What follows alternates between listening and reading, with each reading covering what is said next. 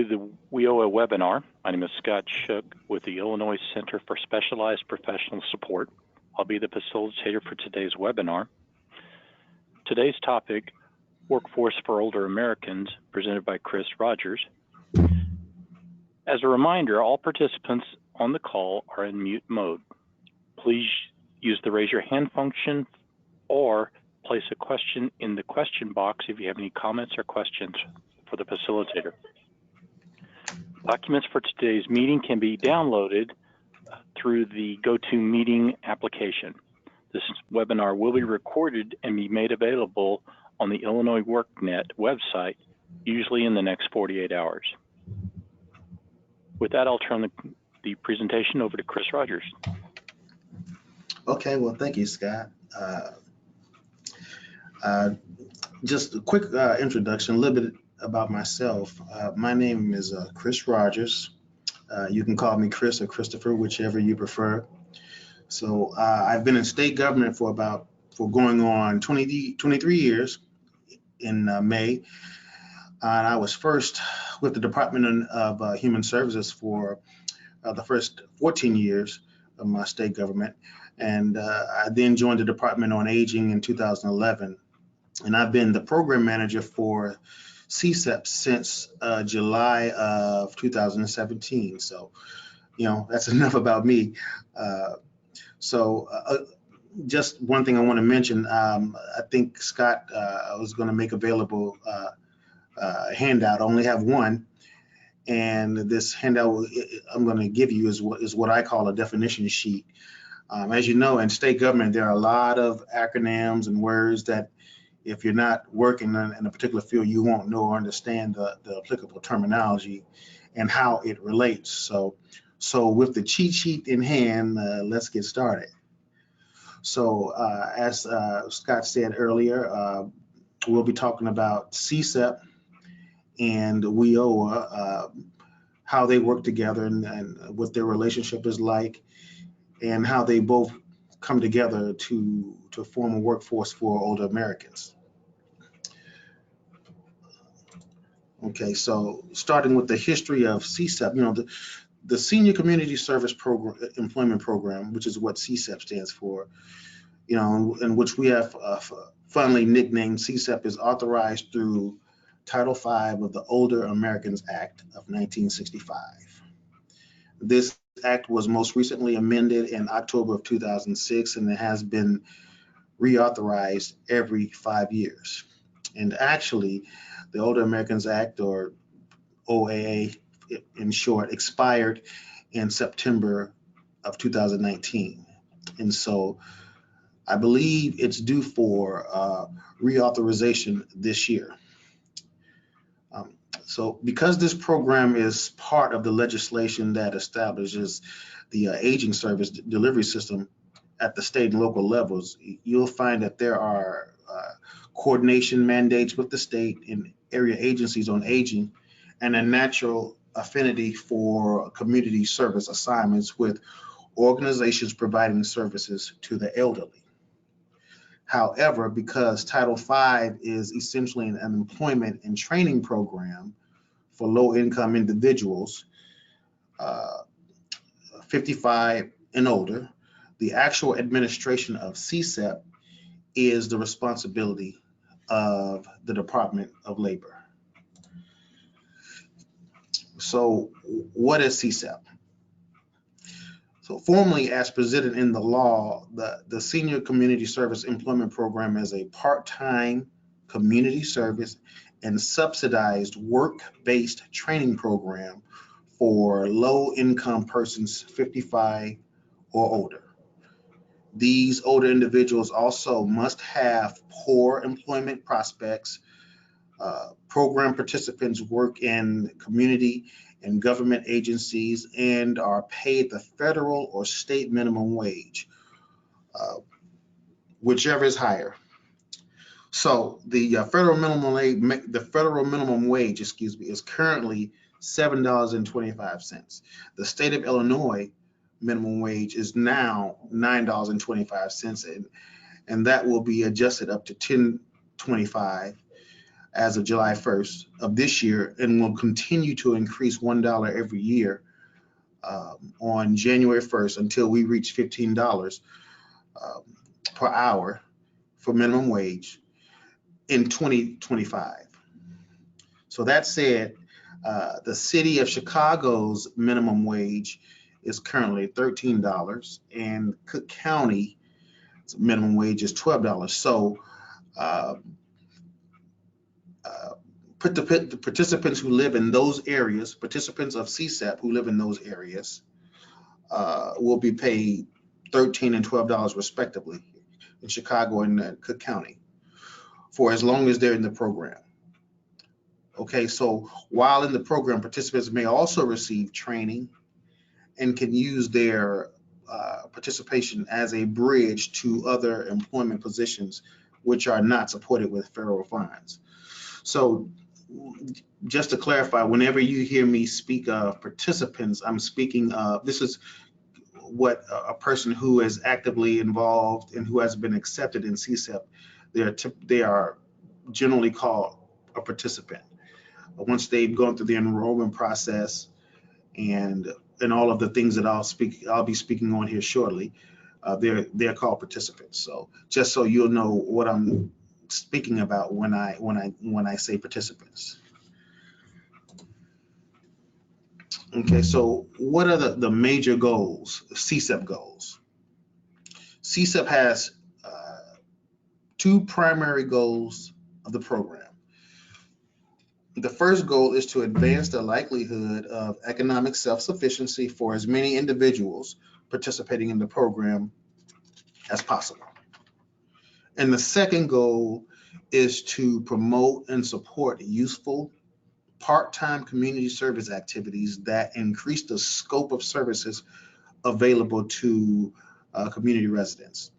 Both goals are equally important and each have performance indicators to measure whether or not those goals have been met.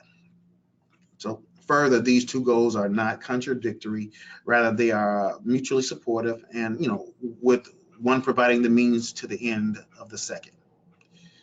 So it is the intention of the law that these community service experiences serve as a bridge to other employment positions that are not supported with federal dollars.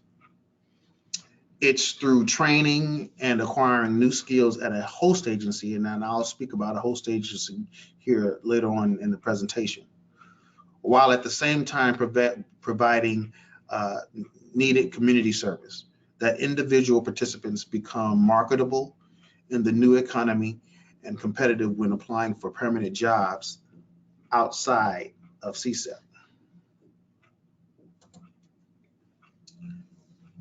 So the purposes, program purposes of SCSEP, there are three major program objectives related to the two major goals that I just spoke of.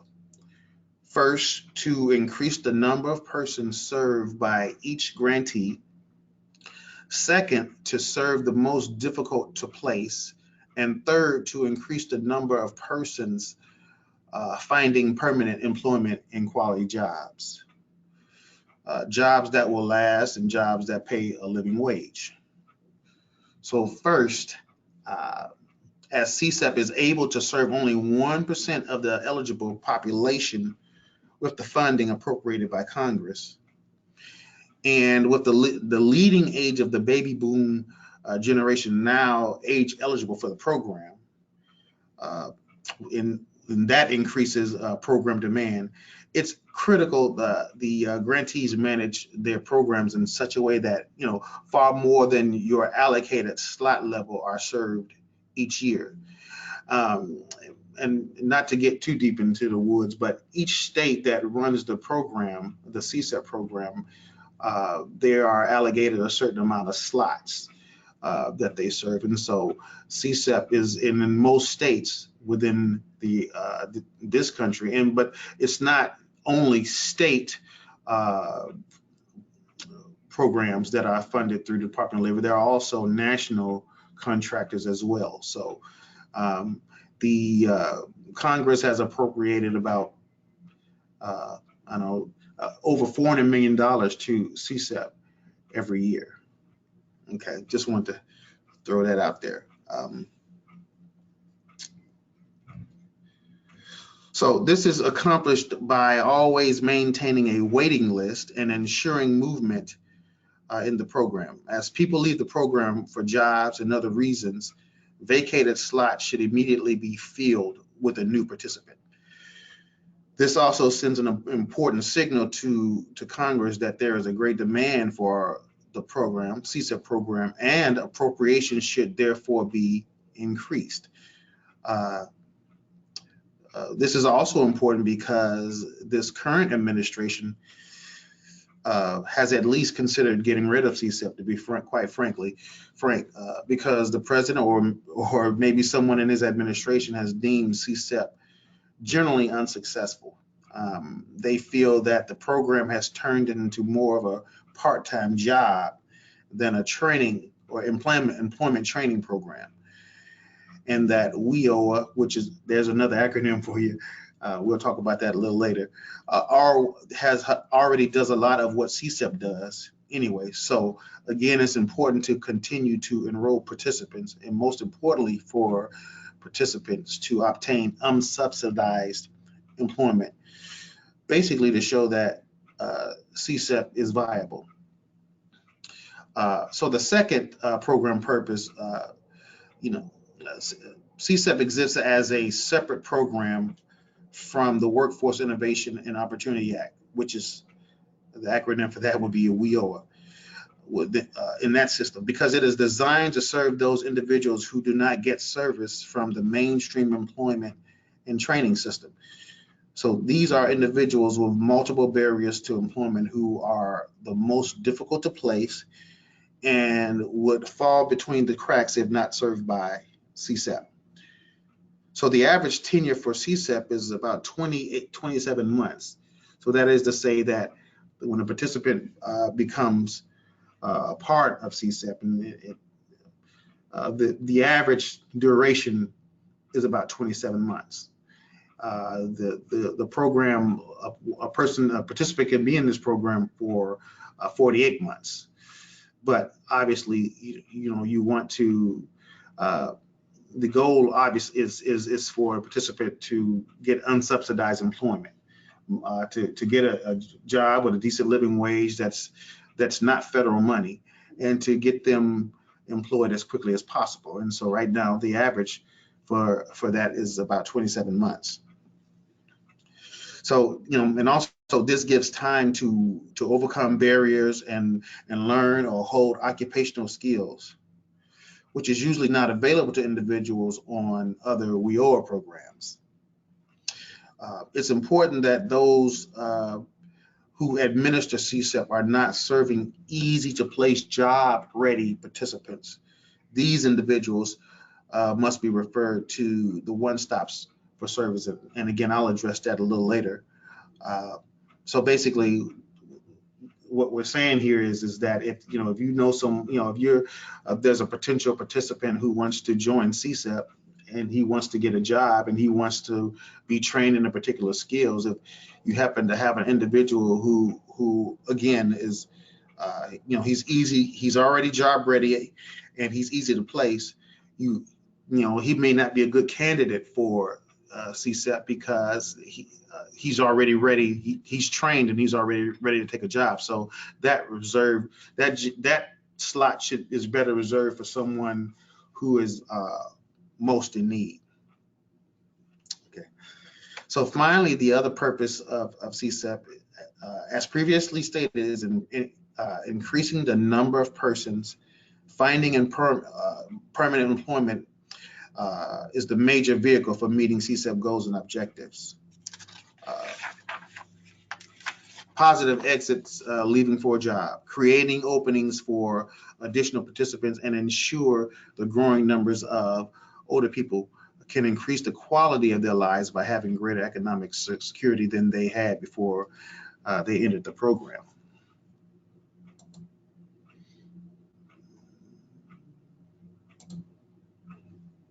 Okay.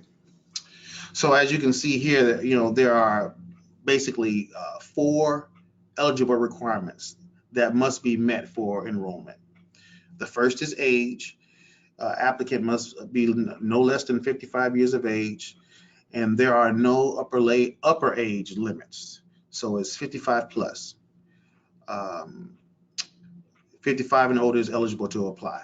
The second requirement is an income. The total family income may not exceed 125% of the federal poverty level. So as I said before, this program is for low income individuals. So as you can see, you can't make too much money to qualify for this program. And by the way, the federal poverty level is updated in mid-February every year. So, and then the third requirement is obviously not to be employed. The individuals must be unemployed at the time of application and throughout program participation. And the fourth requirement is residence. At the time of initial enrollment, participants must reside in the state in which the project is authorized. With one caveat, a homeless person can qualify.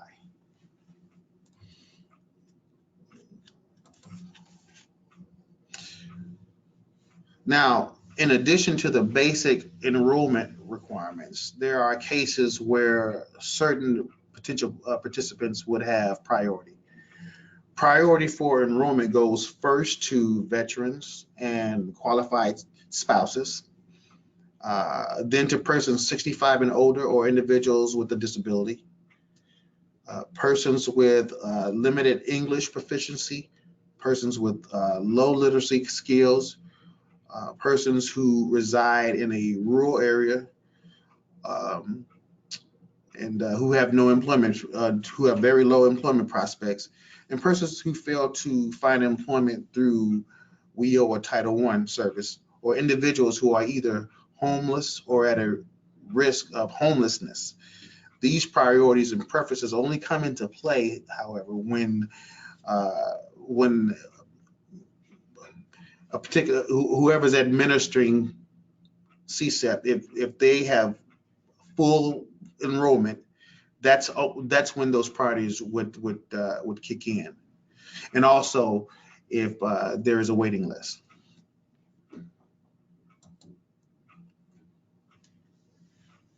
Okay, so I just wanted to give a general idea of the process by which participants are chosen and the steps taken to bring them into SCSEP. So again, please don't, if you have any questions, I'm going too fast, don't hesitate to ask any questions that you might have.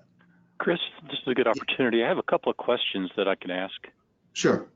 All right, so the first one is, do all sub-grantees, i.e. local providers, receive funding from both a national contractor and from the Department of Aging? So a sub-grantee can only be a sub-grantee of one entity. Well, no, that's not true. Let me go back. That's not true. Certain providers can procure contracts on different levels. For example, I have the state of Illinois. I have two sub-grantees, and one of them, I'm not sure if anyone has have heard of the National Able Network, and they happen to be a sub-grantee to the state of Illinois. They also happen to be a sub-grantee to another agency, and then they are a national contractor themselves, all within the state of Illinois, but they also branch out to other states within the country. So does that answer the question? You clarify, or hope I answer. As she may be responding, let me ask a second question. Okay. Do local providers have local performance goals for getting participants into unsubsidized employment, or are they only state goals? So the performance measures come from the Department of Labor. They're the ones who administer the program and who they procure the funding. But the performance measures come from the Department of Labor, and they are also the performance measures the last couple of years have begun to change, and DOL has begun to adapt the performance measures from WIOA. But the state provider does not. The performance measures or the criteria doesn't come from the state; it comes from the Department of Labor. So as a follow-up, how do local boards get this information for their local workforce area? Well, you just by networking and relationship building. I was just in a conference call a couple of weeks ago, and there are a lot of AAAs or area agencies on aging within the state of Illinois that were not familiar with one-stop shops. They were not familiar with the local workforce areas, and so which kind of surprised me.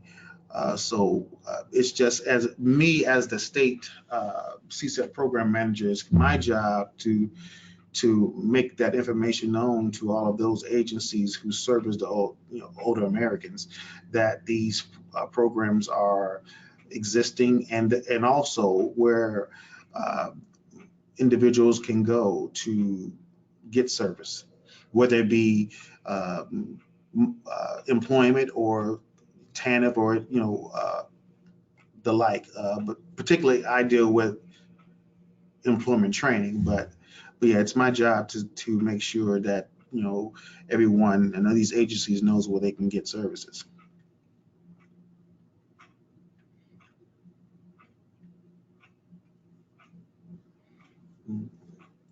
Any more questions? One more. So okay. Does each NA local provider receive money from all three sources in a local area?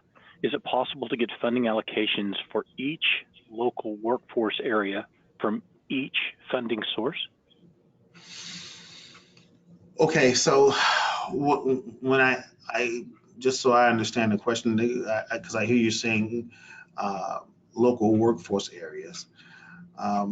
So we're actually talking about two different things. We're talking about SCSEP, which is Title V, comes from the Older Americans Act, but then we're also, as far as the local workforce is concerned, or the local areas, that kind of falls underneath WIOA, the WIOA Act.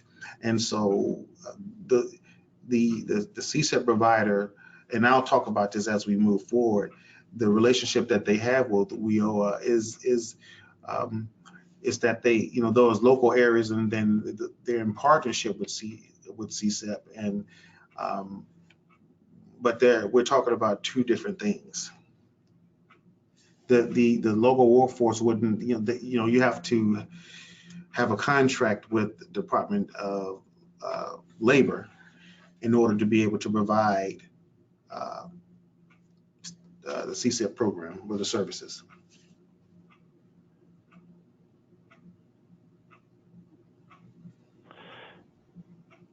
Thank you.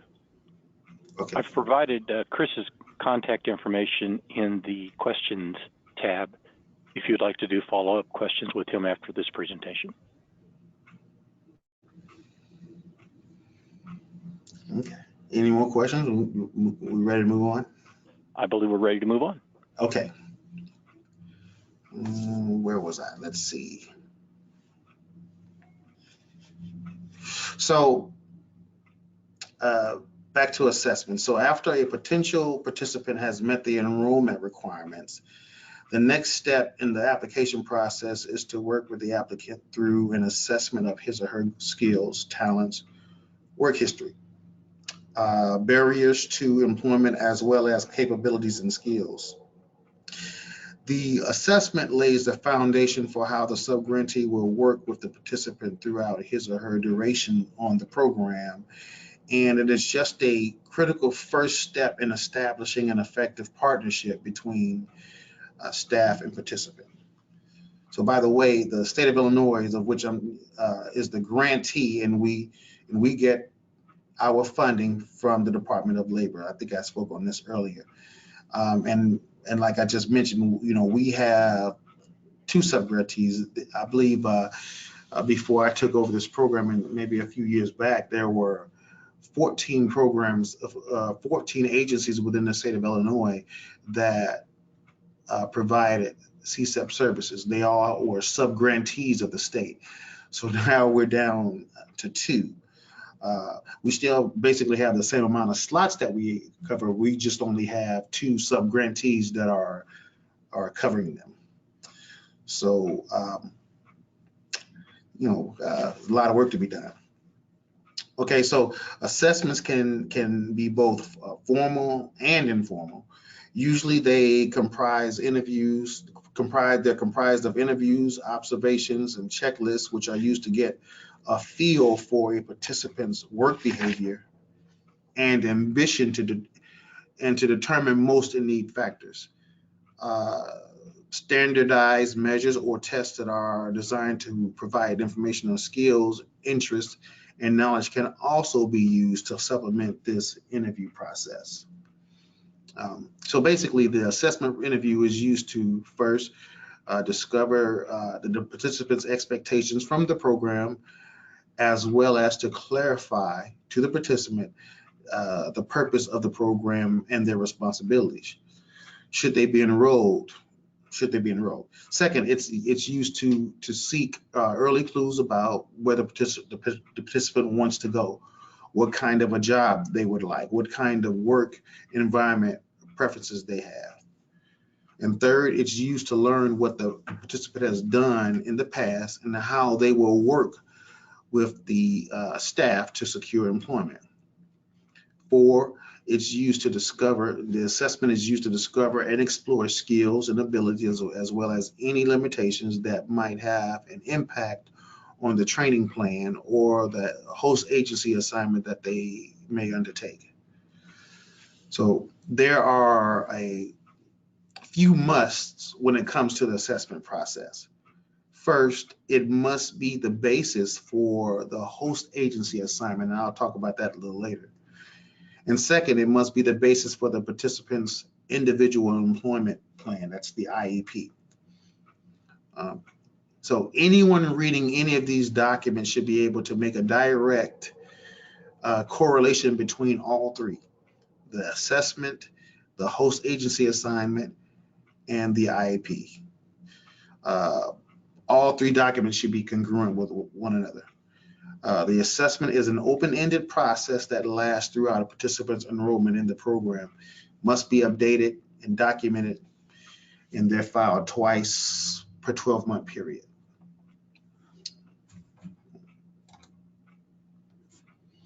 So I spoke earlier about the IEP, the individual employment plan.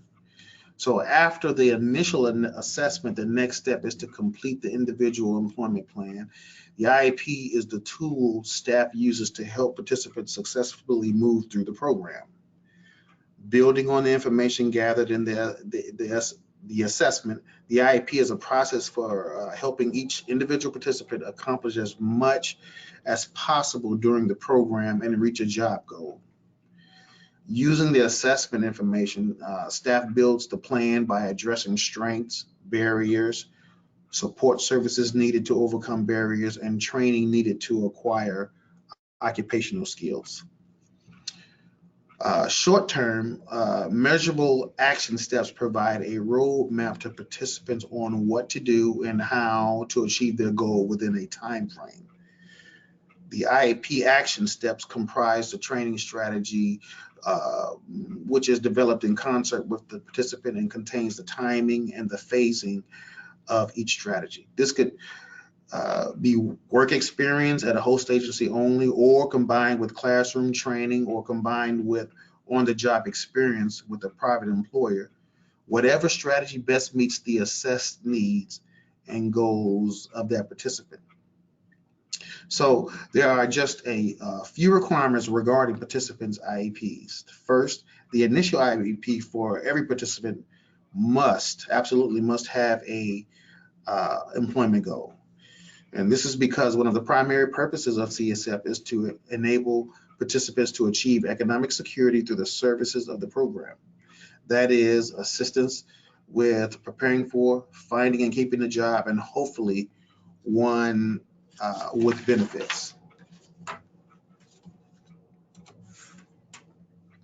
So I spoke earlier about host agencies. So once the assessment in the IEP has been completed, the participant has given his or her community, will be given their community service assignment. This community service assignment, or CSA as we'll call it, will be done at their host agency. Okay, so SCSEP is a training program that has at its core helping eligible individuals reach economic security. And this is accomplished through enabling them to prepare for, find, and keep a job by learning and practicing occupational skills in a host agency setting.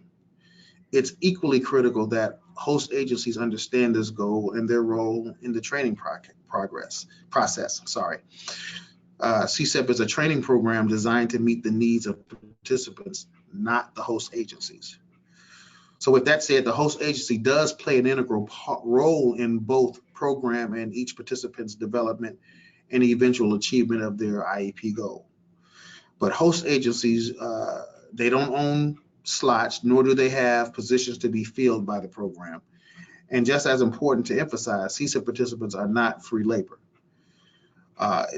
So if you happen to have a sub-grantees and they're using the same host agencies they have had for more than 5 years, it's possible that these host agencies have an outdated concept of the program. If they always had 3 participants, for example, they may feel that they should always have 3 participants and furthermore are entitled to those 3 slots. If this is the case, sub-grantees should focus on recruiting new host agencies as training partners, as well as re-educating the old host agencies to current program priorities and methods of operation. So, however, with that said, without host agencies serving as training sites, there would be no SCSEP. The law is quite clear that SCSEP is equally designed to help meet unmet community service needs. With the addition of SCSEP trainees to their person power, host agencies can expand their services or undertake a new service that fits within its mission, but for which they don't have the staff or resources to undertake. So the SCSEP host agency partnership is a vital one, but it is also a complete win-win relationship. Participants get an introduction to the 21st century of workplace and training and occupational skills in demand in the community. Host agencies get qualified trainees eager to update skills, all at no cost, paid for under the federal grant. Host agencies further get to interview and select a trainee that is a good match, and participants are monitored on a regular basis to ensure a successful placement from the point of view of all parties. A host agency can be either a public office or it can be a 501c3 nonprofit agency. So those are basically two of the criteria that make up what a host agency can be. And again, the host agency is where the participant goes to get their training, and the federal government pays the participant to be at this host agency. The host agency doesn't have to come out of its own pocket to pay these trainees.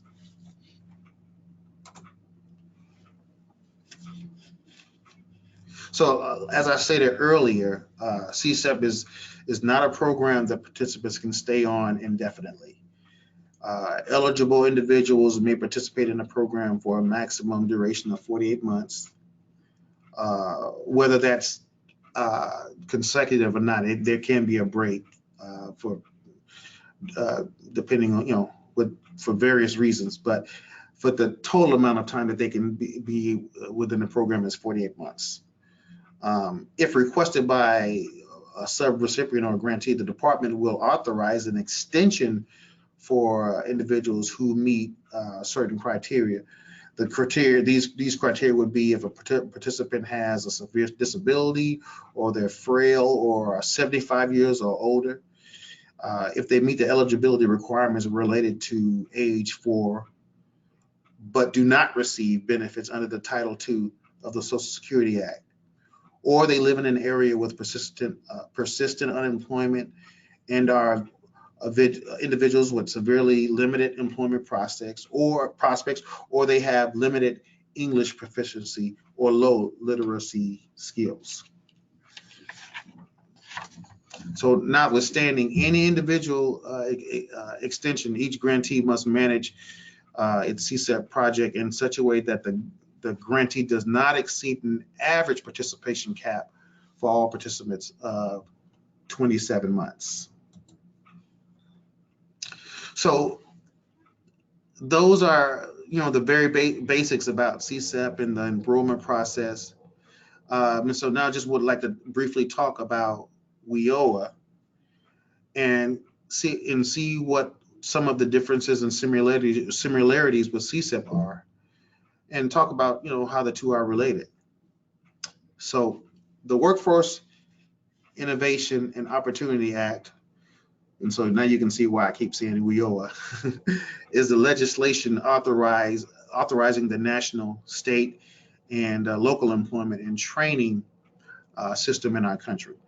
And this system operates through one-stop service delivery facilities nationwide. These facilities have been called many different things, from career links, job service centers, and now American Job Centers, and some folks still call them one-stop centers. So language in both the WIOA Act and the Title V CSEP of the Older Americans Act mandate a required partnership in this one-stop system. So again, the Workforce Innovation Opportunity Act, as well as the Older Americans Act, mandate that it's a required partnership for CSEP and WIOA to have. Is mandated. So this partnership requires that CSEP grantees follow all applicable rules under WIOA and its regulations. The required partners are the entities responsible for administering the following programs and activities at the one-stop centers in the local area. So the Workforce Innovation and Opportunity Act requires 4 core program partners to provide expanded services at one-stop centers. And these 4 core program partners are Title I, II, III, and IV, the adult dislocated workers and youth, as you can see there, adult education and literacy, Title III, Wagner, Pizer, and Title IV, vocational rehabilitation. However, those are 4 core partners, but there are other partners. As you can see here, that's the Career and Technical Foundation, Title V, Older Americans Act, that's CSEP, Job Corps, Native American Programs, Migrants, Seasonal Farm Workers, Veterans, Youth Build, and Trade Act, Community Service Block Grant, and Housing and Urban Development. And also unemployment compensation and second chance programs. CSEP involvement can range from actual co-location in the one-stop facility to providing one or more participants to the one-stop as a host agency, assisting with specific services at that agency.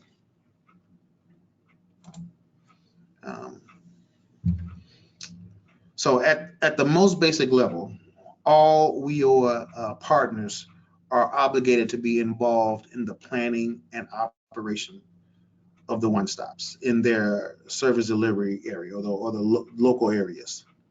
This involvement will vary from location to location and from grantee to grantee. The SCSEP involvement in one-stop operations should be outlined in what is called the Memorandum of Understanding, the MOU. All partners must develop and sign a MOU with the local enforcement and investment boards in their service areas. WIOA regulations define those MOU requirements and the recourse that partners have. It also defines the actual services that partners must provide. So in essence, the MOU is a contract between its partners and itself. So the MOU should outline the following workship relationship between, in my case, it was SCSEP and the WIOA system. And this will be the case in all of its partners. So the first, it should outline the services to be provided by each party to be individuals seeking assistance, finding a job. In other words, decide which services as a one-stop can be provided to anyone who should walk into sub-grantee's door looking for employment assistance. Second, the MOU should within the MOU, you should negotiate how an individual who is ineligible, who for SCSEP will be referred to the one-stop, and how a SCSEP provider would like to receive referrals to the program, and how that needs to be aligned. These are all within. These are all the things that partners negotiate with those local areas. Third, outline the reciprocity of assessments and IEPs. That means no matter which agency provides the service, all other partners will accept the product. So no repeating of assessments or IEPs between the two agencies. This not only reduces the number of times a participant needs to go through the same process, but it also can provide the participant with access to WIOA training dollars, which is the fourth item to delineate in the MOU. In the MOU negotiation, if you're able to negotiate reciprocity of assessments and IEPs, in essence, qualify participants as co-enrolled in both one-stop and WIOA intensive and training services. And this is a wonderful way to combine funds for the betterment of all participants. The fifth, you should put in the MOU the agreed upon system for posting enrollment vacancies and for registering your participants at the one-stop. Sixth, the MOU should stipulate that Title V funds may only be used to provide services to individuals eligible for SCSEP. This piece is to protect a SCSEP provider from the expectation one-stop staff might have on the SCSEP provider within that location. So serving all older individuals seeking employment assistance. And finally, the MOU should delineate how you as a partner will cost share in the one-stop operation. You have a wide variety of options for cost sharing in Title V statute. You may use grant funds. So basically, if you are a partner in a local one-stop, you are required to take part in paying for that facility. The infrastructure cost is what it's called, and so that's a major part actually of the MOU negotiations is that you have to negotiate how you're going to help sustain that building, and so that there's a lot of back and forth that goes on with that. So those are just the things that you would negotiate within that memorandum of understanding or the contract that your agency has with that local area.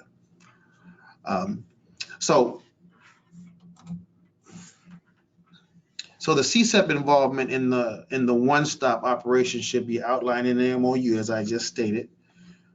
All partners must develop and sign an MOU with the local workforce investment boards in their service areas.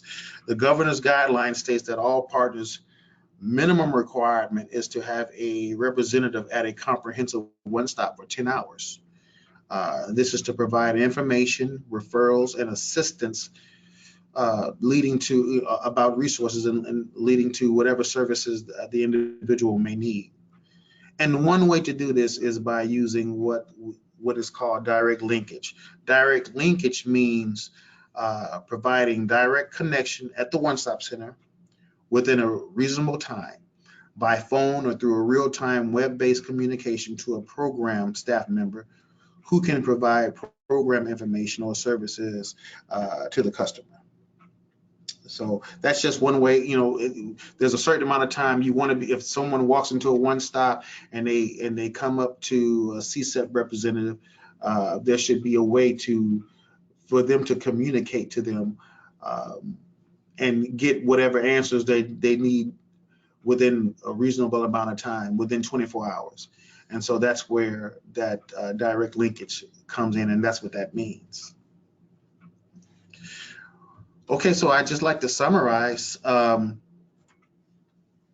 Basically one entity under WIOA is a one-stop center where there are a consortium of services rendered by required partners of that one stop. And the other, CSEP in my case, and again, there are, I believe, 13, there are 4 core partners and then there are 13 other required partners. CSEP happens to be part of that consortium. The mandates of this relationship is given to us by the language laid out in the Older Americans Act and the Workforce in the WIOA's Act. CSEP is an employment training program where low-income individuals, 55 years and older, can be paid the highest prevailing minimum wage for up to 4 years. American Job Centers provide similar services and training to individuals, similar to Title V.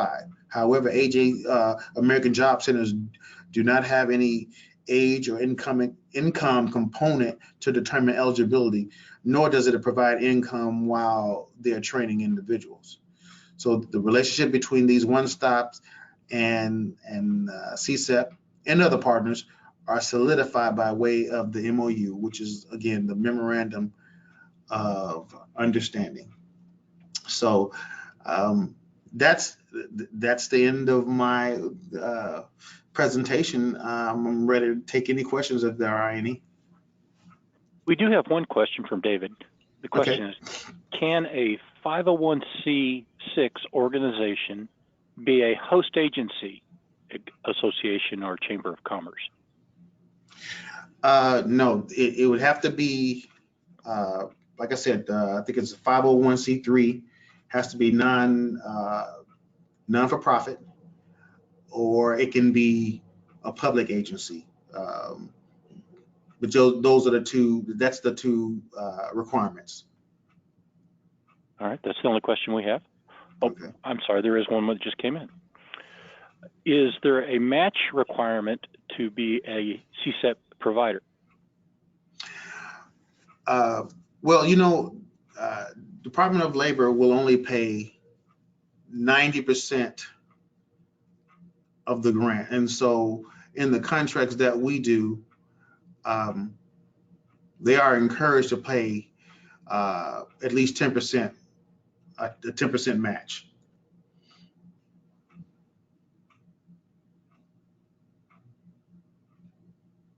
Okay. That is all I have. Okay. All right. So with that, thank you for attending today's webinar. As I stated earlier, this recording will be made available through Illinois WorkNet in the next 48 hours. If you have any other questions or you have contact information, I've provided that Christopher's contact information, or you can contact the ICSPS if you have any other issues. With that, thank you very much and have a great day.